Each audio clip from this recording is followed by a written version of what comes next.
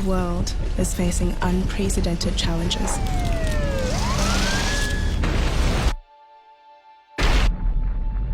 Climate change is altering natural balance.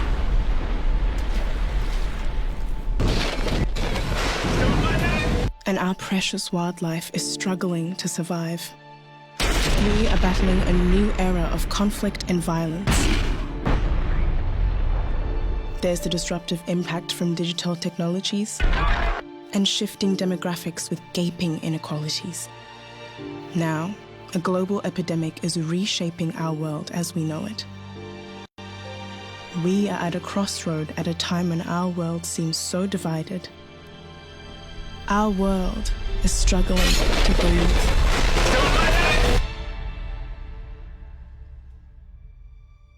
For the United Nations 75th anniversary, we set out to ask the world, what are your hopes for your future?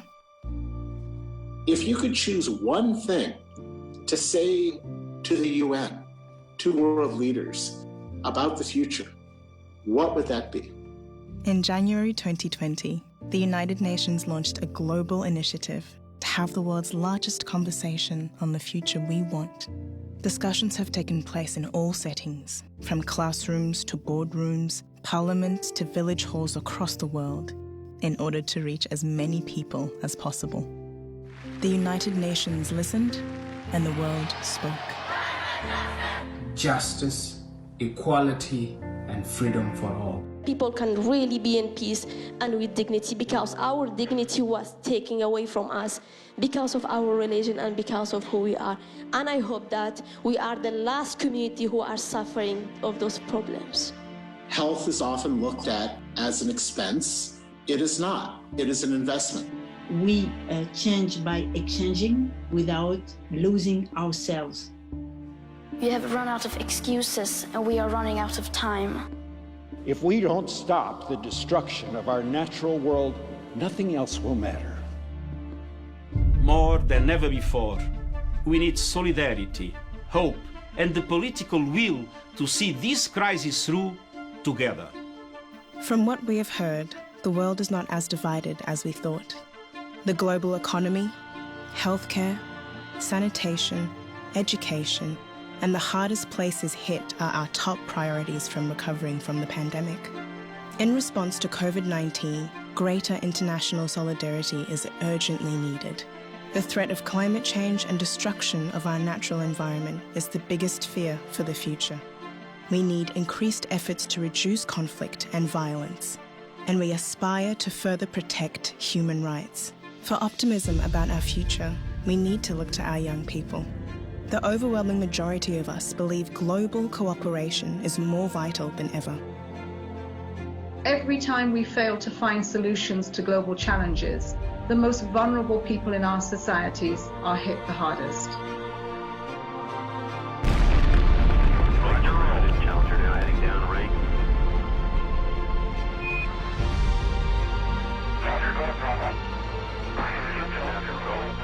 Throughout history, we have accomplished unimaginable things, propelling each generation further than the last.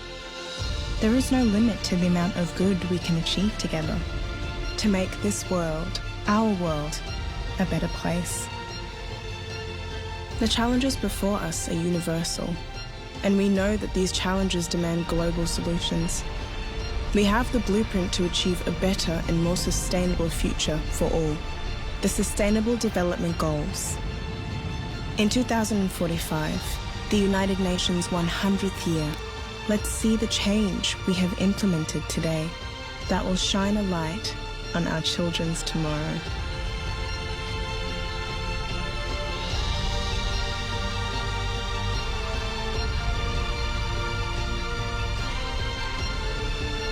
Change is coming.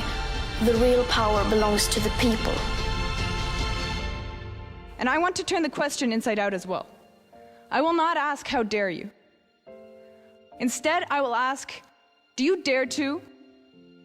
This is the most urgent of times and the most urgent of messages. Now must be our moment for action.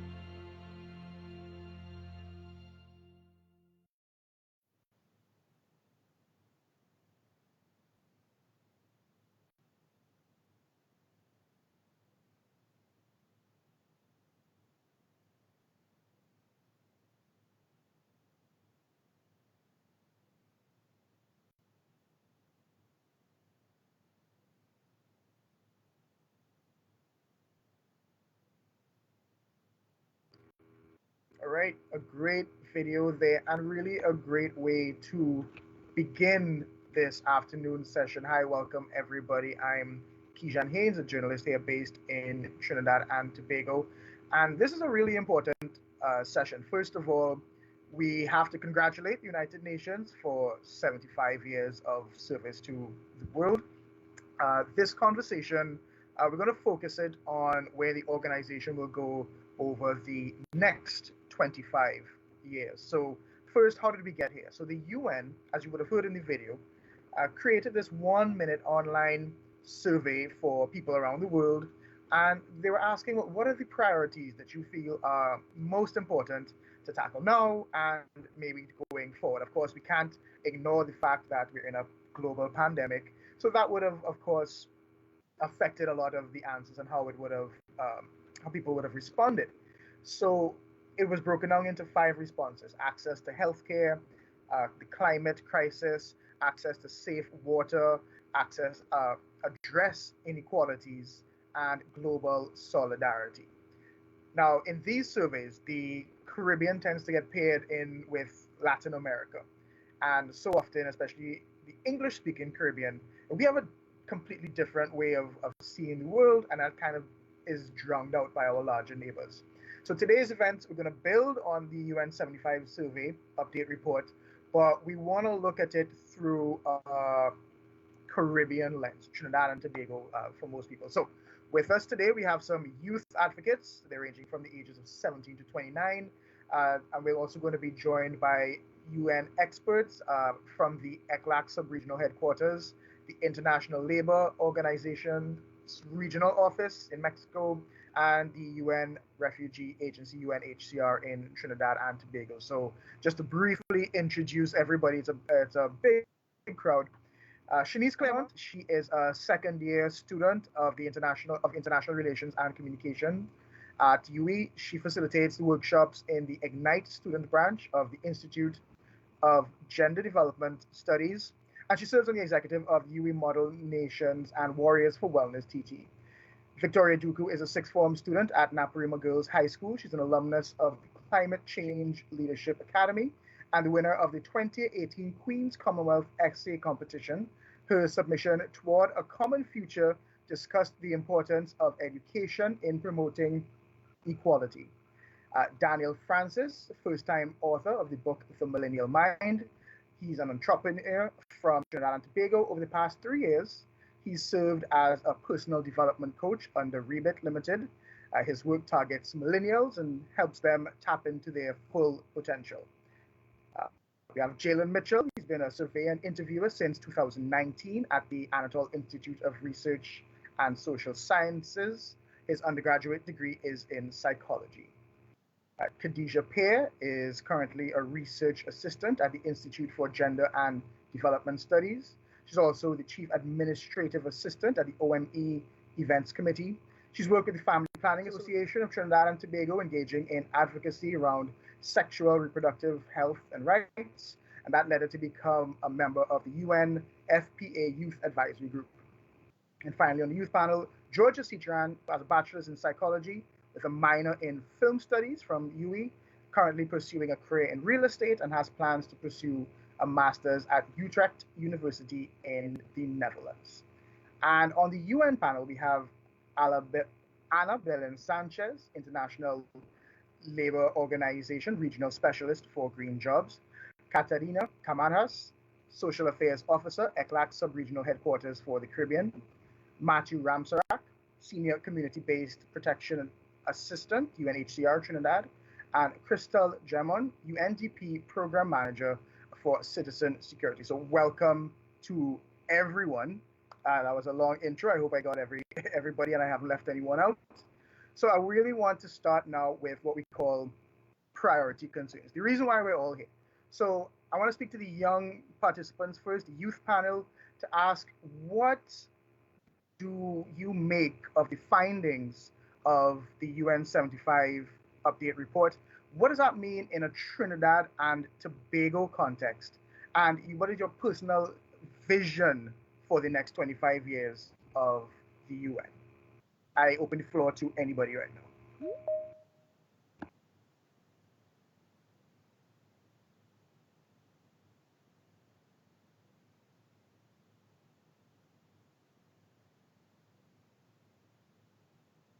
Hi, Kejan. Anyone? Yeah. All right, Shanice, sorry, jump in. Okay, hi Kejan. Okay, so the findings really said that, most of the youth in the Latin American and Caribbean community really found that we needed to prioritize universal access to healthcare. And I think that is definitely something globally that is an issue that we need to address. But with regards to the Caribbean, I think in most of the Caribbean, healthcare is already universal. So I think we need to consider how we can move beyond that, especially as we consider pandemic. We have our current pandemic as well as how it could affect us in the future. And I think we need to look at our healthcare system and see how best we could get rid of the inefficiencies. Currently, our healthcare system does not make provisions for gender, different disability accommodations. Like there's none of that in our current healthcare system. So I think this is a good start, but it's very broad. We definitely need to narrow it down and really narrow down the scope when we consider the future. Thanks. I also want to add to what Shanice just said, because we do have a great access to healthcare. I mean, you can walk into any facility at this point and receive free healthcare in the Caribbean as well as Latin America. But I do think that the quality of service that is provided when we receive the access is what needs to be focused on more than just, access to healthcare. It should be both access and quality as well.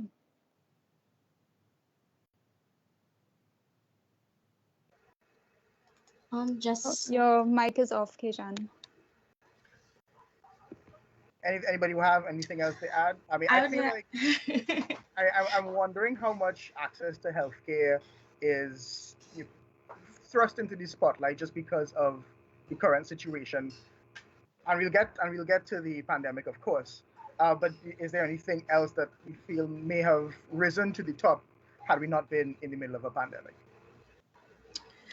I think it was a little surprising that one of the points that was risen in the survey itself, the universal and affordable access to digital technologies, I was kind of shocked that it got the lowest rating. It was the lowest chosen response, when we do need that universal access to technologies in order for us to continue to progress in society, especially during this pandemic as well.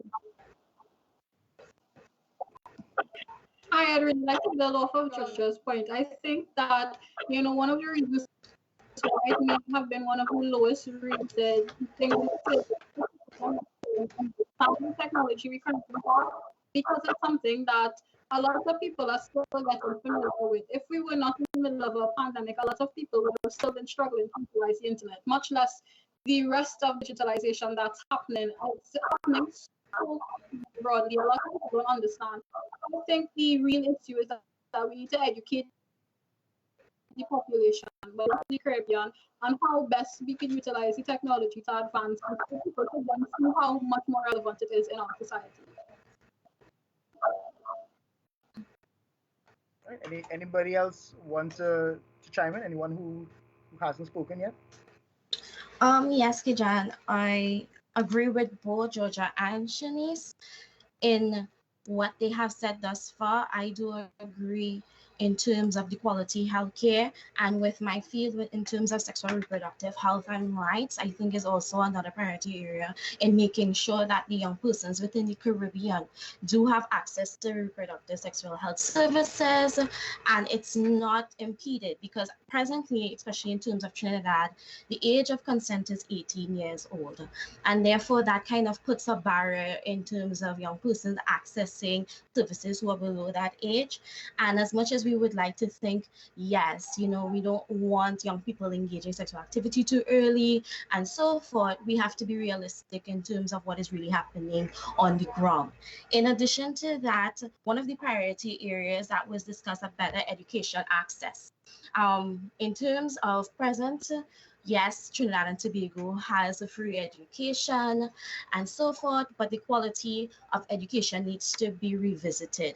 There needs to be a type of education that is all-encompassing for all realities that are lived in terms of the youth within the country and in the region. And we also have to take into consideration vocational education. We oftentimes look at formal education and within the school and the school system, but we often forget the youth that rely on vocational vocational training, to build their careers. So we've touched on education and youth, which seems to be really high on your list of priorities. Access to healthcare, of course. I didn't hear anyone raise the global climate crisis. Where do we stand on that, especially given as a small island developing state, very susceptible to climate change? Where do you stand, and where do you think that should be as a priority for the United Nations going?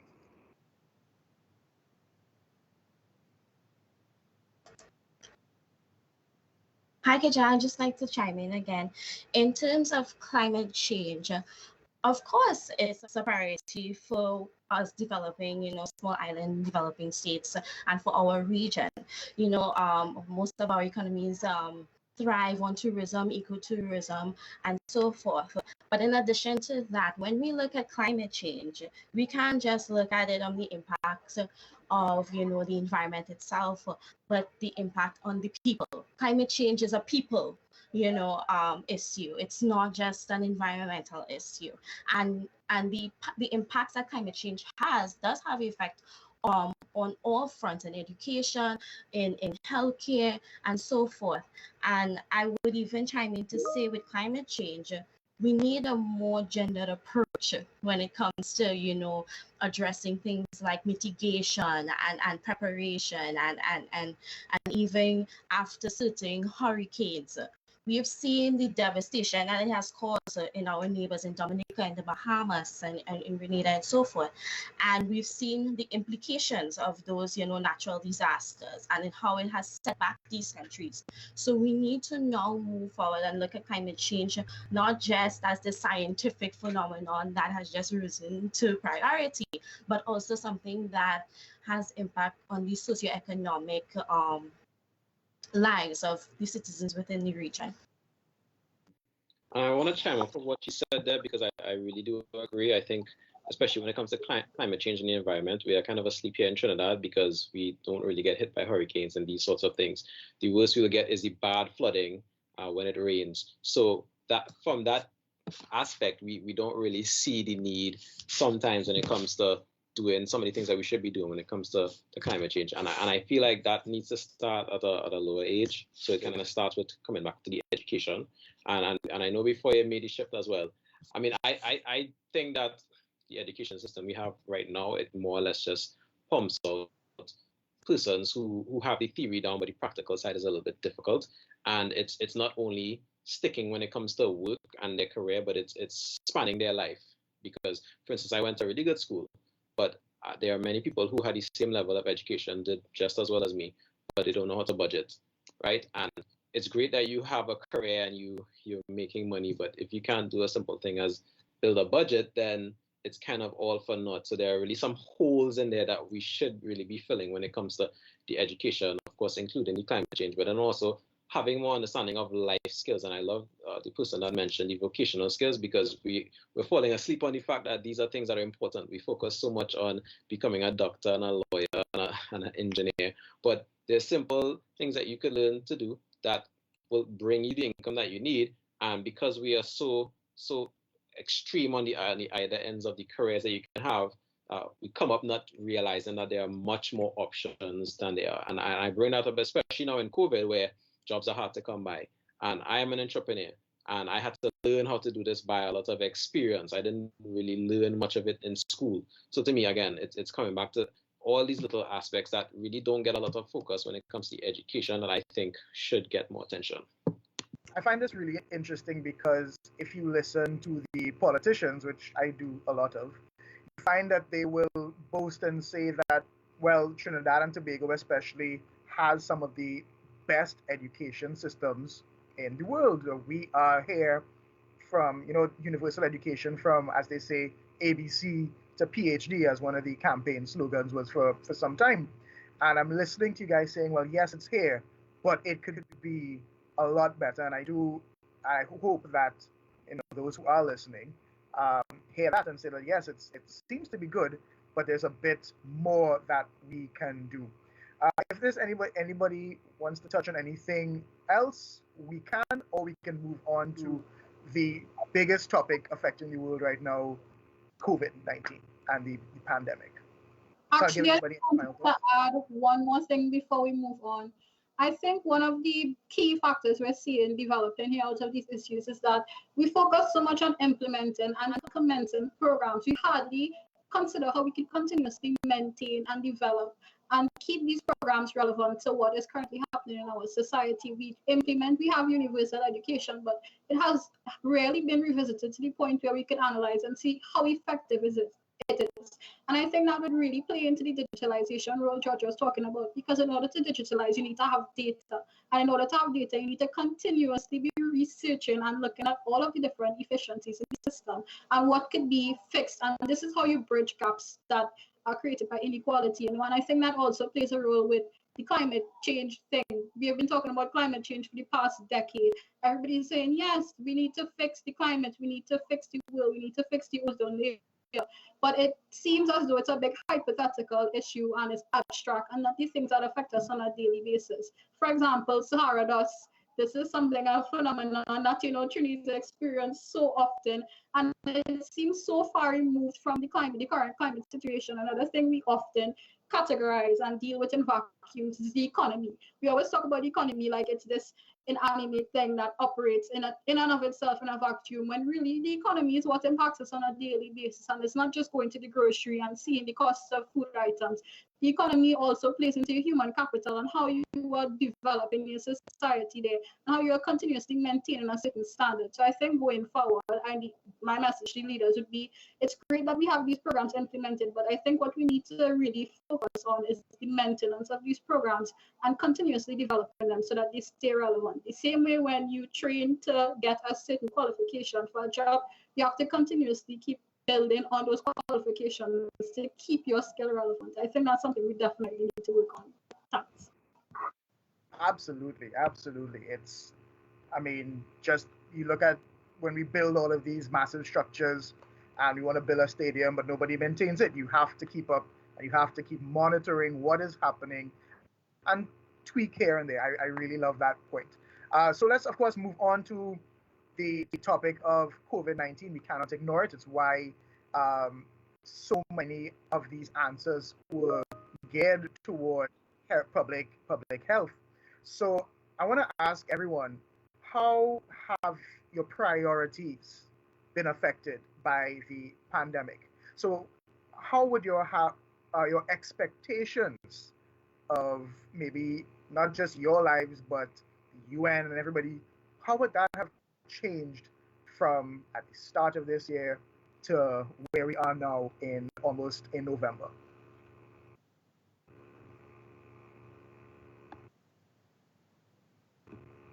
Daniel, you started to say something, but you were muted. Oh, sorry, yeah, I forgot to unmute. The first thing I just thought of was in every single way it's changed, me understanding. I mean, again, I don't work a regular job, so I'm an entrepreneur. So I already went to the point of, okay, I know I'm going to make less money.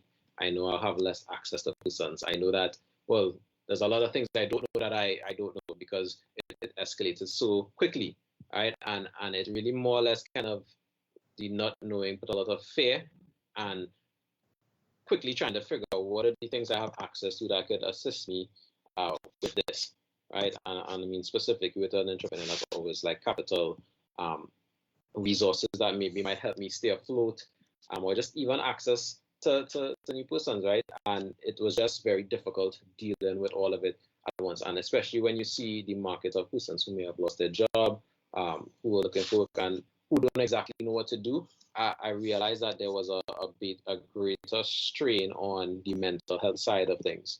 You find that persons were having a much more difficult time, even me, just staying sane, staying hopeful, understanding that it's tough now, but it's not going to remain that way.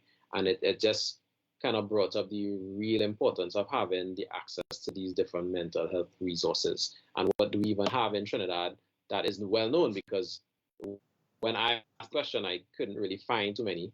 It was only lucky enough I found a friend who deals with psychiatry, and she opened the doors to me, and I learned of all these things. And I'm saying to myself, well, why do we not know about these things?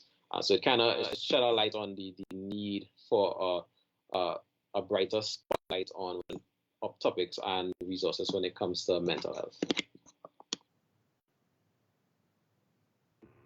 Shanice, I see you popped up.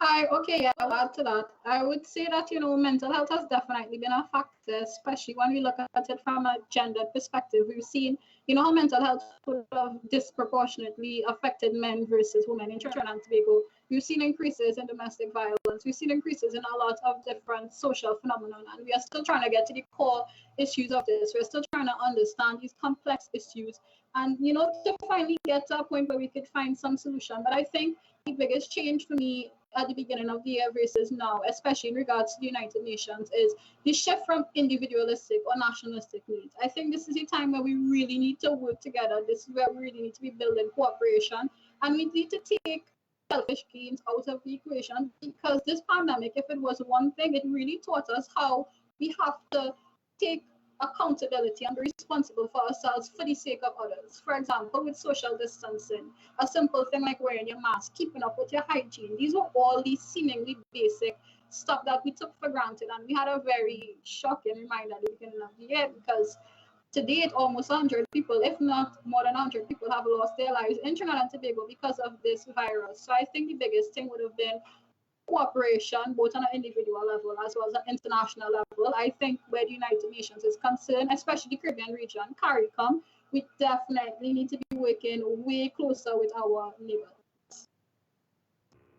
I do love that point, and I was going to raise it that I realized that on the survey, a lot of the responses, global solidarity was pretty low down.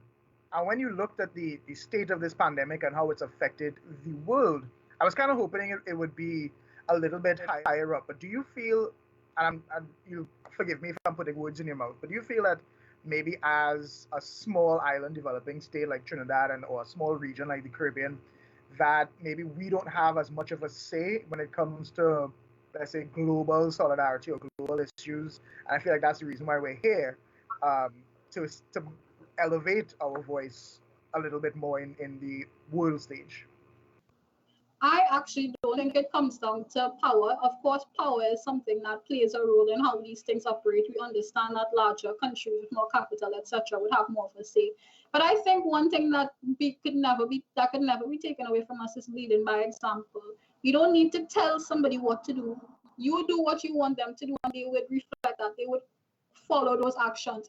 If you want to show other countries how to cooperate, you will be a cooperative country. You will look to build solid connections with other countries and see how best you could work and negotiate deals that benefit both of you. So I think it's less of dominating or telling somebody or telling another nation, you should be doing this because I would like this outcome, but rather leading by example and actually showing the different actions and behaviors that you would like to see reflected in other countries. And eventually it will catch on.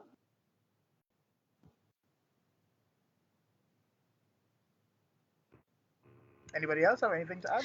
Hi, Kejan. I would like to piggyback on what Shanice has said, which was amazing. I do believe that, in terms of CARICOM, to your question, we're small. Do we have a say? To be very frank and honest, CARICOM, yes, has been struggling to keep momentum in terms of cooperation and cohesiveness in its agenda and its mandate and working together. But I think now than ever, with COVID-19 and everything else that is happening globally, that this is an opportunity for the Caribbean to really show its solidarity as a region in addressing its issues for its citizens and for the wider region. And Shanice is correct. We can lead by example. And also, in addition to that, there are other smaller states. The Caribbean is not the only, region in the world that has small states. We can now start to figure out and come up with a strategic plan in terms of how do we lobby with other states within the global, landscape, and how do we now negotiate with them and come up with a unified agenda when we're coming forward with the UN to make sure that the areas and the priority areas that affect us are heard. We can no longer sit down and say, you know, we're small, we're not being heard, no one is going to hear us. No, that is unacceptable, especially in a globalized world where technology makes it very easy for you to call someone in Germany or Pakistan. You understand? So in moving forward, that, you know, collaboration and cooperation among states is important. I would also just like to add in terms of COVID and me realizing something that has been exacerbated because of the pandemic is the inefficiency in our public administration. You have seen in terms of how we handle the grant situation, in terms of people being able to access grants. You know, the simple thing as them filling out the forms was something that was complicated. Then having these forms be, you know, vetted by whomever has to be done. And that in itself showed, you know, the inefficiency in our public administration and how we even presume that citizens have access to certain offices. How far is the ministry from where do you live? Was that even considered? Do you even have technology? So these are the things we need to, you know, revise and revamp as we move forward in a post-COVID-19 era. I think that's amazing, and you realize just how all of these themes really do seem to be connected. And there's no one thing that doesn't affect something else somewhere down the road. Have we heard from everybody? Is there anybody who hasn't chimed in yet from the youth panel that hasn't? Jalen, anything you wanted to add to this? Sorry, I feel like a teacher just calling on you. And well, in terms of in terms of adding on anything, the only I could have really commented on was the mental situation, whereas during this lockdown, it has been putting a stress on a lot of individuals, and with certain things such as online schooling, or which seem to harm more than help individuals' mental health, it being difficult with issues arising, with also taking from what the speaker just said, with the inability in our systems and like handling stuff, like documents and stuff like that. Everything became more difficult and stressful, just adding on and creating more mental stress for individuals, while students speaking on that end.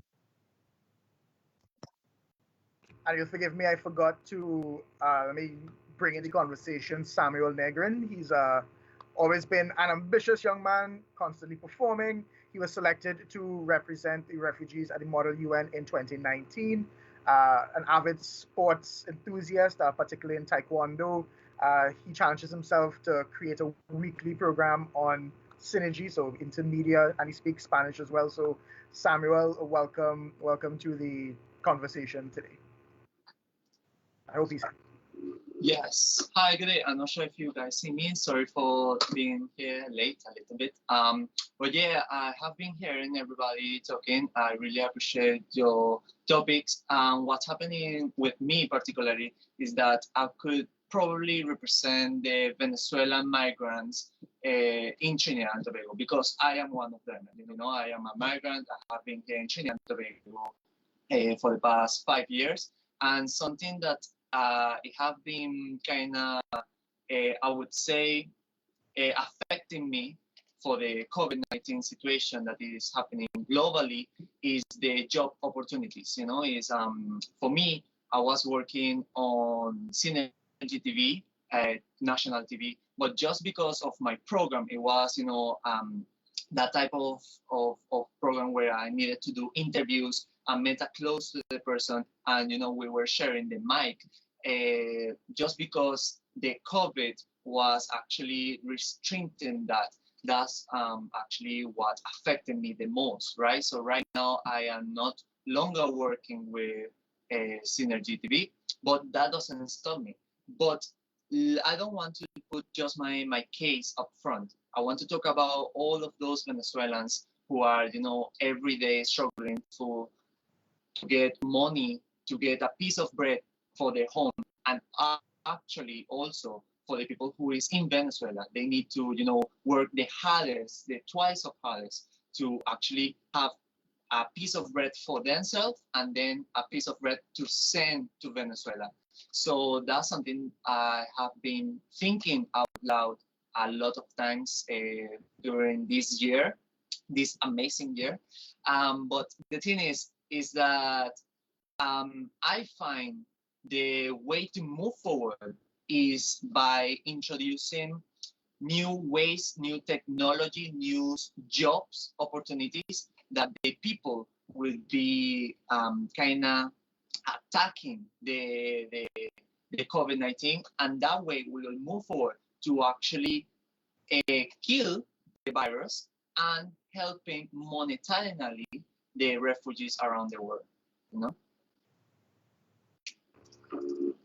And I think we realize how close and how distant we are at the same time when you think of Trinidad and Venezuela, where yes, they're next to each other, but the culture is totally different. And it's only when this refugee crisis really started that you started to see the two worlds blend, and it is really important because you had our CARICOM delegation going to the UN to coming and saying, hey, this is something that's really serious. We need to be taken seriously.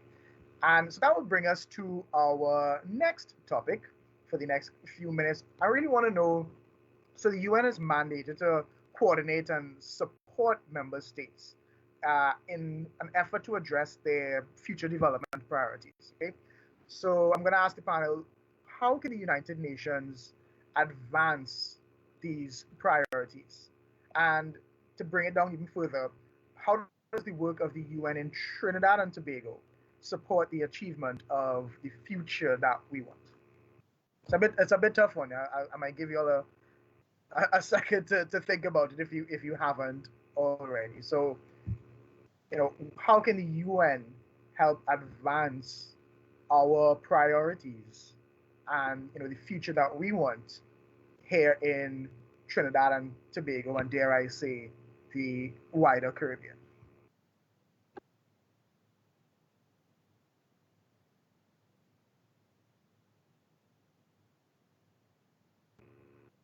Kind of a tough one.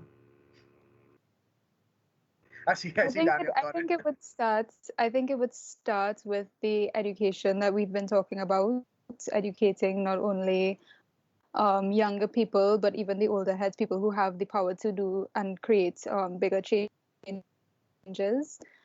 Add to what Samuel said, I understand that the migrant crisis and the refugee crisis that we have, there is a level of discrimination and inability to receive job opportunities. And I think that also kind of falls into the same bucket with housing, like the level of housing that is granted for persons who are struggling in a migrant crisis. We don't have the facilities to grant persons proper housing, proper standard of living, any of those things. So I think in order for us to or in order for the UN to advance our priorities, which are all the things that we've discussed already, it kind of starts with that education. And it's not just education for the youths, but education for all. And I think maybe to phrase it a different way, seeing that we have the representatives here, do you have anything that you want to ask them? We'll have them answer later, but we'll get them a minute. But what questions do you have for them?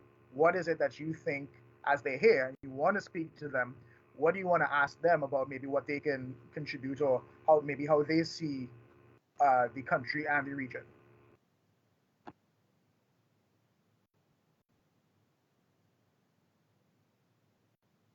I feel like Samuel was going down a road a short while ago. Georgia. I should take this one. Yeah, go ahead. Okay, so I think this is a question directed to any of the UN representatives present. I find one of the motivations for me is that not a lot of people know exactly what the role of United Nations is and how it applies to our daily lives. I feel like it kind of becomes, it's towing the line between being exclusive and you having to have certain connections to know that these people exist and these people are actually playing a very critical role in the way our society functions. So one of my questions would be, what do you see your role in Trinidad and Tobago's development being? And do you think, well, what are some ways you think you could be more involved or interact with civil society so that they are aware of your presence in our country? Nobody answer yet. We're gonna gather all of the questions first, and then we're gonna, in about 5 minutes, let people respond a little bit more. I have a question from Facebook as well that we'll pose. So anybody else have any questions for our UN representatives? And just piggybacking on what Shini said, in terms of the UN becoming more vocal in their role and what their role is within Trinidad and Tobago and the wider region, I also would like to hear from the representatives in terms of civil society, because Shini spoke about having that connection with civil society. How can the UN now help civil society build more technical skills in terms of advancing the priority areas that we spoke of previously? Of course, these civil society organizations would be in need of technical assistance. So how do they now go about approaching the UN in terms of getting assistance? And also, if there are grants available for them to conduct projects to address these same issues, how do they go forward in doing so? If there is something that they can help train these organizations in understanding how to approach the United Nations. I have a question also. It's specific to education, because I know that, well, in Trinidad, the education is free, and most people have access to it. So it's just really wanting to know that, we have these ideas of things that we think should be added to our educational system. I saw the air quotes, free, yeah. We have these ideas of things that should be added to our education system, and I really want to know if there is anything that they can actually do to help change that, because in my mind it's more of a government decides what is taught or focusing on numbers, but this is a situation where it's not really about numbers, like numbers might be saying how many people are employed and all these things, but is it talking about the quality of their life? Because going back to the same story, my friend who didn't know how to do a budget, he had a job, but he was spending the money and then having to beg the last week because he spent his money, So it is, again, how do they assist in the country fill in those holes when it comes to education? I'm really curious about that one, if there is something that they've done before in this respect. So would you want me to answer, or should I start? Let's put a quick pin in that. I just want to know if Victoria has any final words for us to wrap up, and then we can start getting some responses there. Okay, so final words as in the rapporteur's report? Yes. Okay. So this is just like a summary of everything that we've discussed thus far. So we talked about the priorities related to Trinidad and Tobago as well as the Caribbean. The points raised were basically about most youth, the access of universal access to healthcare. For example, the Caribbean, how to make the move beyond this circumstance with the COVID-19. Example, narrowing down the scope. We mentioned about free healthcare, and the quality. It should be something that should be addressed, furthered, improved. We mentioned about digital technology, and Miss Georgia, she mentioned about the lowest rating, even though it's an instance that is necessary, especially during this present time. The need for education to the public, sensitizing, and the proper use as well, and the avenues. We talked about the sexual reproductive health services, barriers for those under 18 as well. We talked about climate change as well. In the SIDS and region tourism, ecotourism, the impact on people and environment, the need for a more gender equality approach as well. Trinidad and Tobago should display or put together in place for sensitizing the public about, we mentioned about vocational services, especially as Mr. Daniel had mentioned about this present time, about the, for example, the entrepreneurship and the lack of social distance, the lack of contact. So we need to really broaden our scope, and there's broaden our scope in a sense where there's more besides doctors and lawyers. We should look at other fields as well. We talked about the key factor. We're focusing too much on, instead of focusing on implementing numerous systems to put in place, we should also make it continuous, not something temporary, but permanent, and something that could be long-lasting to be present in the future. And in relation to COVID now, the effects. We mentioned about Ms. Shanice, she mentioned about the individualistic to nationalistic approach, and that relates to the UN, our update report as well, with global solidarity, especially in this time. So it's not only about us as individuals, but how as we as a nation could contribute to furthering and making a change. Not just, and we also mentioned about the collaboration, meaning the ripple effect, meaning even leading by example. Even if other countries or states may not be starting anything, we can start something, and through that, eventually we could create this ripple effect and make it positive, and it could be something that could be long-lasting and effective. Mr. Samuel, he highlighted the issues with the job opportunities, similar to what Daniel had talked about with the lack of physical contact. So this includes like with the interviews, etc., which of course is unavailable at this moment, but there's also ulterior motives. He talks about the Venezuelans struggling to, especially in this time. So there's a need for more advancement in technology, as well as jobs, creation of new jobs. So this is where like the entrepreneurial approach will come in. You open your mind, you have to broaden your scope to think about, especially, and in a sense, COVID-19 is a good thing because we get to open our minds to just not the same basic thing we're going about each day. We have to open our minds to different things in different circumstances, such as the circumstances we're in right now. And yes, so that is basically in wrapping up, that is basically it, what we discussed. Thank you, and that's all I have to say. I think you're mute, Mr. Kejan.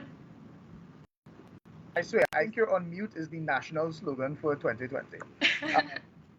But no, that was some impeccable notes there, and really a great summary for anyone who may be just joining us. Remember, you can still put your comments in on Facebook. So, Catalina, I had stopped you. You were about to respond. And I think the first question we were just talking about, how can the UN just be more vocal and let people know that you're here and what you're here to do?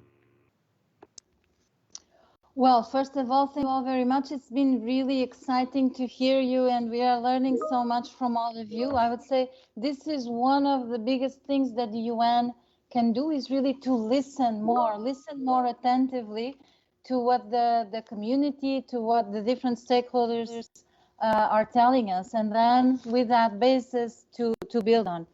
But just to try to bridge with a little bit of also what was discussed today, this topic of connection. So these different themes that we are hearing about, we're hearing a lot about the different vulnerabilities that people are experiencing during this period, not just youth, but all the different groups. We are hearing about mental health, we are hearing about health, we are hearing about education, and somehow a lot of these international agreements, such as, for example, the 2030 Agenda, but also Samoa Pathway, which was referred to here in an indirect manner, they make a lot of allusion to this idea of leaving no one behind, integrating, for example, youth groups in the response. And this is a multidimensional response. Of course, the 2030 agenda has all of these topics there about health, about education, about promoting housing even. So all of these topics that we are referring to are somehow referenced there, and then the different agencies, they will be linked to these specific areas of thematic areas and trying to implement them in the field.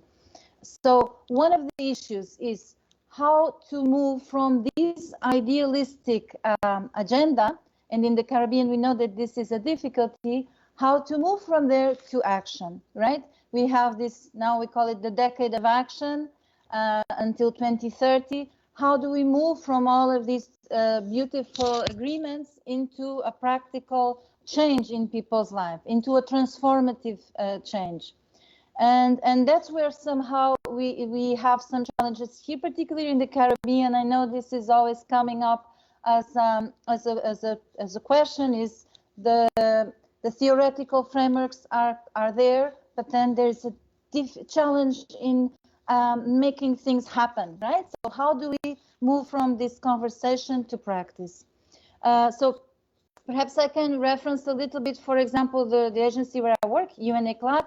What we are working on concretely is on research and providing evidence-based approaches, so that, for example, in the education sector, which was referenced here so much, it's a very important area. We are currently analyzing the vulnerabilities of specific groups so that we can then really provide accurate policy support to the countries.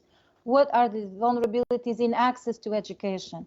But also we have to think about how to operationalize those mechanisms. So also opportunities for collaboration, opportunities for change means, for example, analyzing also institutional structures, what changes are required. So that's a little bit of the work that ECLAC is doing, and I don't want to take too much time. We have worked in the past, for example, also a lot on national youth policies, on youth mainstreaming. These are topics that have been central in our research. So there's a lot of policy briefs. If you are interested in that topic, that will give you more information. But it's a lot about, for example, what we are doing here today. Really the opportunities to listen, to have a dialogue, to understand what are the needs, to not stay in a bubble of research or whatever is the area, the thematic area that the specific agency is working on, but really to allow interactive process with all of us. We are all members of the community, but to have this opportunity for exchange. Another area that I can, just to finish, just a sentence, is to, for example, in the area of education, to develop the concrete methodologies for assessing what are the skills for the future. We can say we want to change things, but very quick changes, and particularly in the education system, they can also be very dangerous and jeopardize the future of the youth, of children. So these changes, when they're made, they are very difficult to implement as well, because they can be very risky as well, right? When you are interrupting maths curriculum or literacy development, how is that in fact promoted? So that's another area that we're working with concretely right now, is on the methodologies for assessing skills development for the future, for example. But it's very important to keep these processes always of dialogue with youth in this case, but with all the groups that are involved. Absolutely, and this is why we're having the conversation. I want to go to a Facebook question, and that is, how can green jobs move the pandemic recovery forward? And I want to put that to Ana Sanchez. So how can green jobs move the pandemic recovery forward? Thank you very much. Thank you very much for the question and for the invitation. It's great to be here surrounding of such a great youth from Trinidad and from the Caribbean. And I also, in addition to responding to that question, I also wanted to respond to some of the questions that our young leaders have posed to us. Because I work for the ILO, the International Labour Organization, and many of the things that we normally do are very much related to some of the issues that you have been mentioning during your conversation. It's about jobs, it's about inequalities, it's about gender equity. We have to remember that in any country of the world, men and women are getting the same salary for the same type of jobs. So the type of challenge is enormous. But we also work on this issue of climate change and green jobs, which is the area that I'm very much active on. So I think, in a sense, we as the UN are very much in line and very much, how to say, visible in this type of issues that are important for young population. But maybe because we work normally with governments, it's not so much understood how we work. And I think we take a good note about that, and we will do our best to make it better. Also, we do work with the civil society, with a specific part of the civil society that for us are workers organizations, trade unions, and the private sector, employers organizations as well. And we do work with them on very different areas, including vocational training, lifelong learning, and some of the areas that you have mentioned.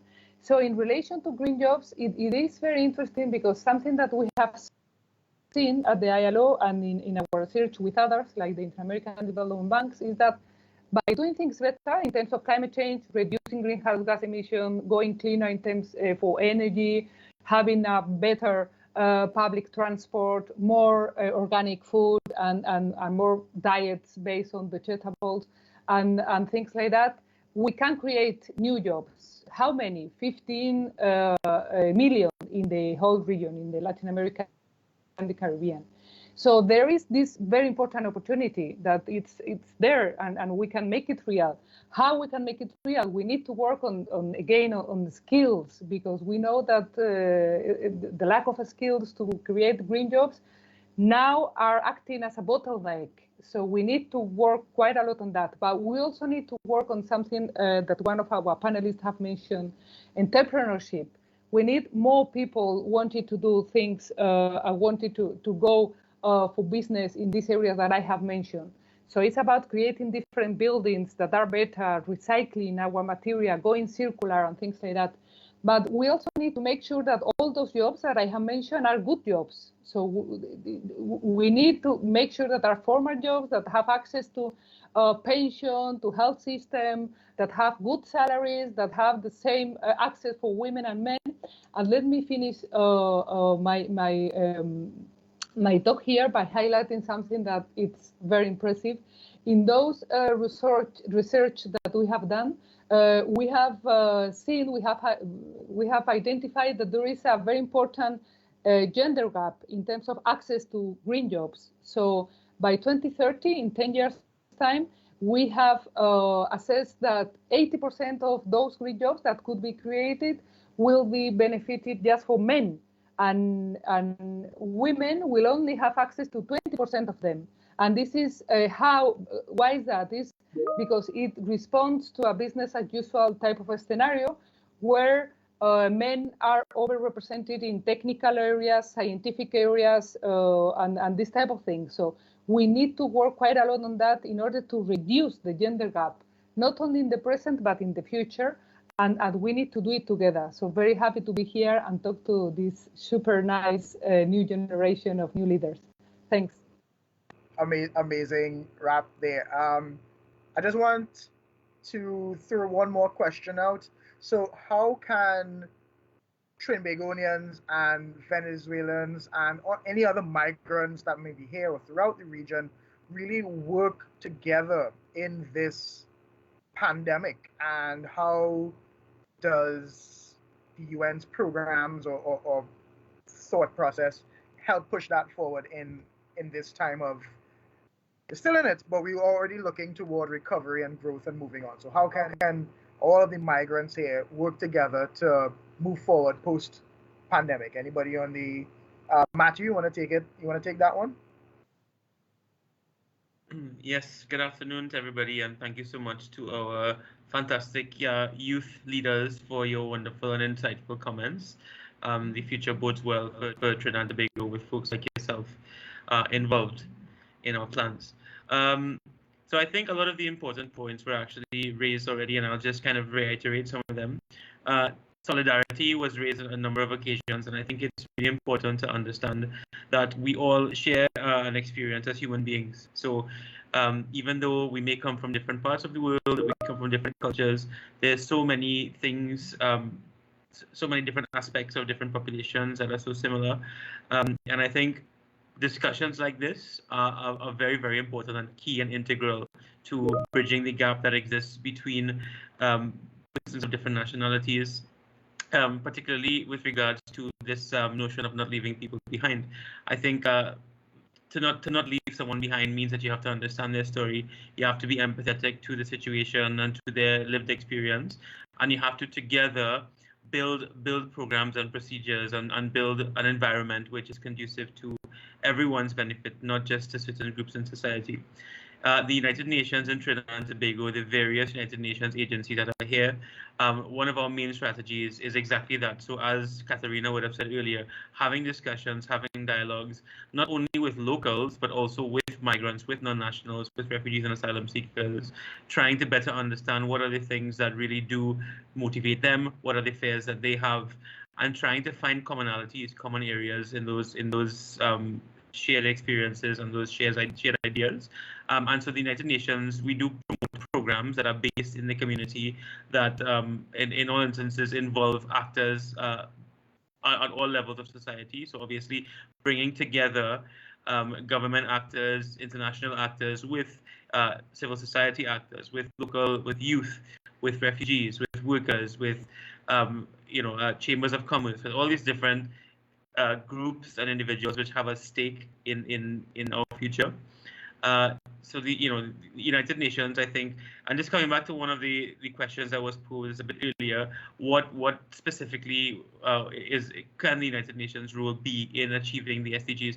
I think the international perspective of international organizations like the UN agencies with regards to coordination is quite important. And I think this is where one of our biggest roles is in coordinating the various actors. So having discussions like this where we can bring together the different actors on a level playing field and give everybody a space to voice their opinions, and then basically using this as a platform, using whatever it is we collectively say and whatever our collective priorities are as the motivation to what policies we pursue and what kind of advocacy we have in the future. So that's all I would say on this issue for today. And again, thank you all so much for your participation.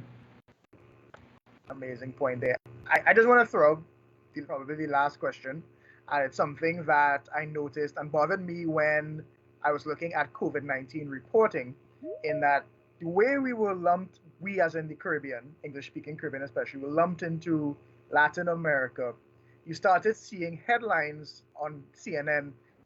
The Caribbean has, Latin America and the Caribbean has the worst spike in COVID-19 cases.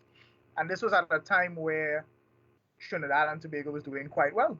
We were among the best, and the rest of the English-speaking Caribbean really still is doing quite well in comparison to our neighbors.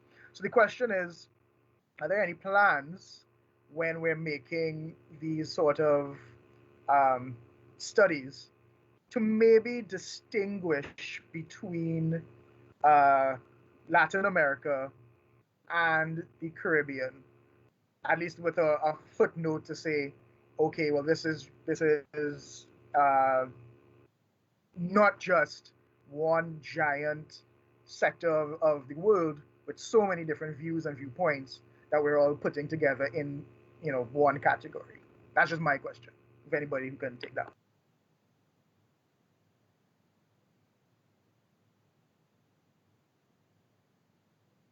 I mean, I can try to answer that question. It's a little bit of a difficult question because, first of all, what is the Caribbean? And I think different organizations, if you look at ACS or CARICOM, the Commonwealth, they all have slightly different delimitations for the Caribbean.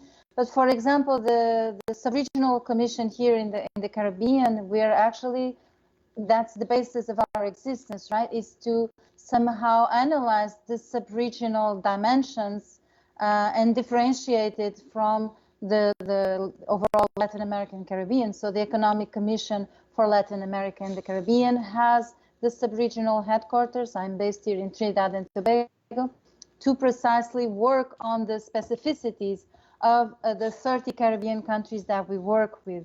Of course, the same logic will perhaps be relevant to other agencies who are present here today as well. It's not a very simple process because within the sub-region, maybe there's other sub-regions, and all of this will trigger down to all of us individuals and, you know, the communities where we live. There will be different levels of subdivision of all of these processes.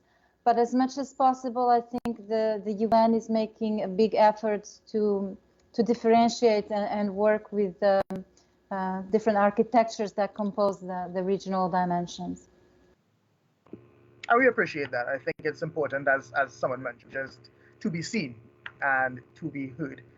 So I want to give Crystal the final word this afternoon. We're a little over time, but I think the conversation was going good, so you know, why stop? So Crystal, you get the final word. Thank you so much, Kejan. So much amazing, such an amazing debate has taken place today. And I agree that the future of Trinidad and Tobago with Matthew, that it's been really, really fantastic hand. It has been really fantastic hearing from the UN colleagues, but even more so, hearing the perspectives of our very smart and vibrant and engaged youth. One thing that stood out to me today really has been the interconnectedness of the themes that we're seeking to advance. The young persons or dynamic young people spoke about one of the main themes to them, and it's a little bit different from the report that came out, the priorities of the young persons in Trinidad and Tobago. They spoke about universal access to technologies being a #1 priority for them. And at UNDP, we certainly see that as a priority, and I'll talk about that in a little bit. Then education was held up as being an important pillar. I especially was endeared by the focus on life skills and vocational skills as being important. I believe it was Danielle who mentioned that. And so we see that as being really key, especially in an age of COVID-19, where persons, employers are not hiring. A lot of young persons as well has had a huge impact on our young people. They have lost jobs. And so how do we build vocational skills, entrepreneurial skills to empower young persons to take back their futures? Climate change was held up as another pillar. And it's interesting because you kind of pulled it out of them where the young persons acknowledge that because in Trinidad we're not as impacted by climate change, we may be asleep on the impact on our neighbors. And when I speak about the interconnectedness of the themes, I feel that that #1 pillar, the universal access to technologies, can really have an impact in driving education, in driving advocacy on climate change, in driving advocacy in quality healthcare, right? I really took that point on board. I think it was Charisse, perhaps, who raised that point about sexual and reproductive health.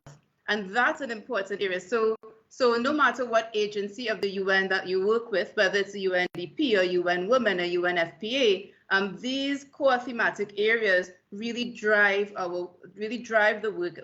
The pillars touch at least one of the core areas of work in these UN agencies. And as Matthew said, the whole point of it is ensuring that no one is left behind. No matter what agency you come from, no matter what thematic area you're working in, it's important that we leave no one behind.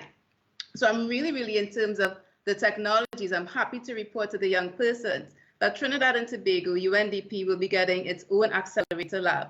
And the accelerator lab is really one of the world's fastest growing network, technology-driven and solutions-driven networks, really looking at how do we use cutting-edge solutions, cutting-edge technologies from the grassroots. You're getting the solutions from the youth. You're getting solutions from the man, the farmer, who's working on the farm. You're getting the solutions from those persons who have their hands in the issues on the ground, and taking those solutions and scaling them up through these accelerator labs. You're testing them, and then you're scaling them up to reach the most at risk and the most vulnerable. I also want to encourage the young persons, these bright young persons, you and your friends and whoever else, use your expansive networks to bring your colleagues onto our online community. It's called Spark Blue. And the whole purpose of Spark Blue is to spark a conversation, spark an idea, spark change. And it's happening through this, this global conversation. So it doesn't stop here, right? You know, it's very good to have discussions, and we don't want it just to be a talk shop, as they say. We want us to be able to, we want to be able to push the conversation forward. I would love, I am responsible for the youth portfolio at UNDP. And before we develop any program, we listen to the youth. We listen to the young persons who we're developing the programs for. We have focus groups. One of the questions that was asked earlier is what is the role of the UN in terms of young persons? I think it's to understand the needs of young persons, empathize. Empathy is really an important, it's a core of what we must do. We don't always do it, but we must get to that point where you listen. The young persons know what they need, you know. They know what they need. So if we just listen and we work with them and we kind of garner those ideas and then put it into kind of strategic frameworks, I'm using the UN language now, and push programming, then I think we can see a lot of progress. So I invite you to come onto the Spark Blue platform. I invite you to get online, to join the conversations, and let's keep it going. It should not stop here. So thank you so much for the opportunity to bring these closing remarks on behalf of our resident representative. She's a huge advocate for youth. I'll tell you, we are doing a program in YTRC, that's the Youth Training and Transformation, the Youth Transformation and Rehabilitation Center, or the Youth Detention Center in Trinidad and Tobago.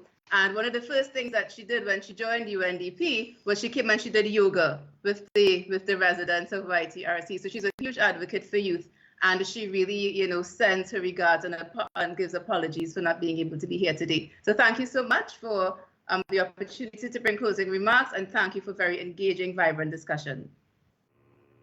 Absolutely, and that is where we end today's panel discussion. You know, we really touched on a lot of issues, and I'm so glad for all of you who participated in this. I learned a lot, and I hope you guys learned a lot as well, and I hope that the elders listening to all of us, I'm kind of in the middle of everybody in here, they were listening as well. So thank you so much.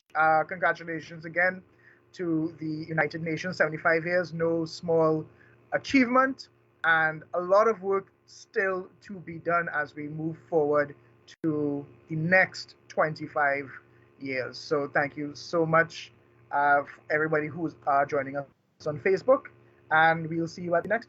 Bye-bye. Thank you.